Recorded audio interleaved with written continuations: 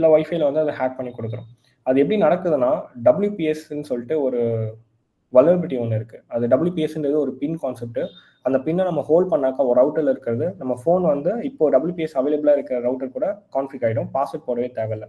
அந்த டைம் வந்து ஒரு ஹேண்ட்ஷேக் ஃபைல் வந்து ஷேர் பண்ணோம், விச் இஸ் அன்என்கிரிப்டட். அந்த ஹேண்ட்ஷேக் ஃபைலை யூஸ் பண்ணி நம்ம ஈஸியாக வந்து லாகின் பண்ணிக்கலாம். ஓகே, இதுதான் அதோட கான்செப்ட்.